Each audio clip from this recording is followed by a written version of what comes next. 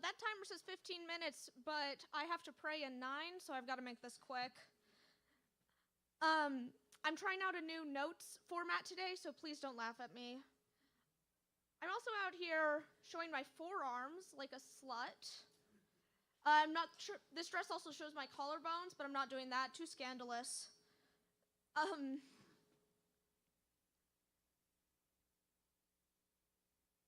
Eid is this weekend. Judging by this crowd, I'm guessing none of you know what that is. Eid is the last day after Ramadan, and Ramadan is the month-long Muslim celebration of the first chapter of the Quran being written.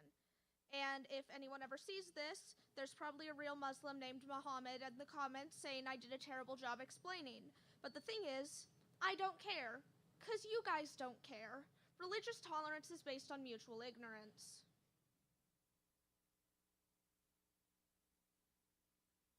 And I think that's beautiful.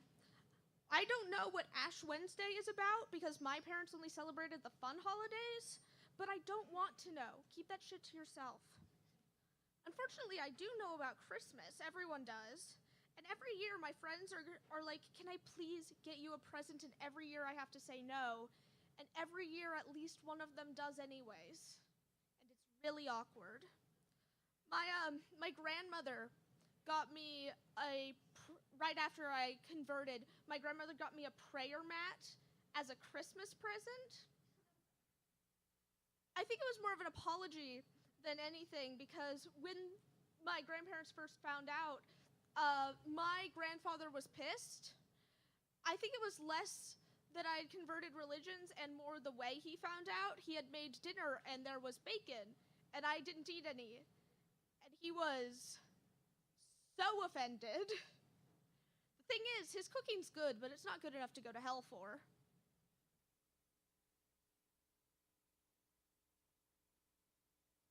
But it was sad for me, losing Christmas when I first converted. It's hard saying no to all my confused Christian family members.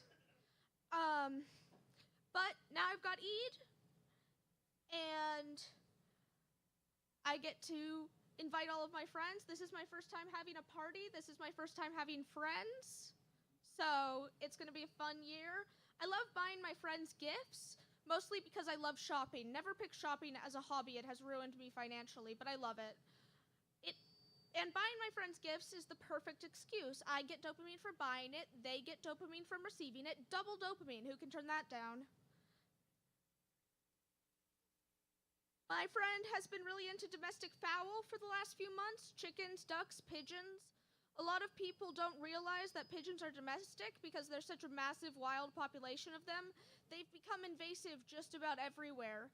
Like cats, but it's not as big a deal because they eat trash instead of endangered species.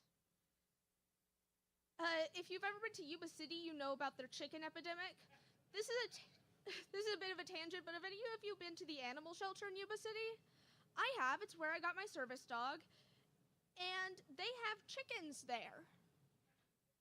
And I don't understand why. Because you aren't even making a dent into the wild population. So you're just imprisoning random chickens for fun. What crime did this rooster commit?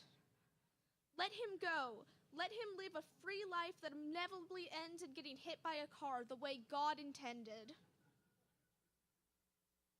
But my friend, real into domestic fowl, and one day he posts a video in the group chat of a guy talking about how much he wants a pigeon, and he captions it, me. And I respond, good, because I got you a pigeon for Eid. And of course, that was a joke. I did not get my friend a pigeon for Eid. I got him two.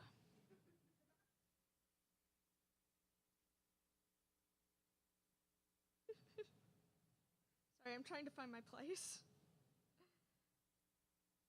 We weren't intending on getting two. I did it right. I contacted the pigeon guy. I let my friend pick out the bird he wanted, drove to Paradise to pick up this pigeon. We get there. Believe it or not, the guy selling pigeons on Craigslist was a little weird. He says, I brought you two. And then I began to clarify that we only wanted one. And he said, no, I'm giving you two. If you don't want one, you can release it. He breeds the pigeons, white ones specifically, to release at weddings and other fancy events. I considered hiring him for my Eid party, but realized that might be a bit too formal for the occasion. One year he started breeding in different colors, and now, years later, he's getting rid of all the colored pigeons. Which doesn't sound good.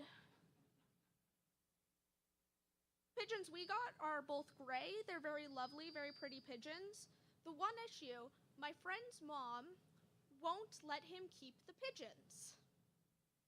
So the pigeons live with me.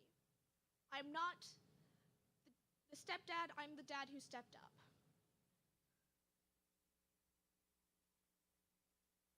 We've got a whole area set up for them, about 10 feet by 5 feet, well ventilated, full ceiling. These pigeons are living in luxury.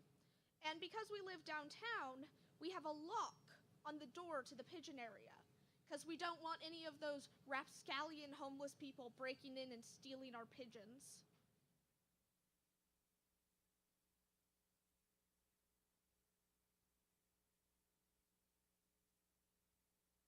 I call it there.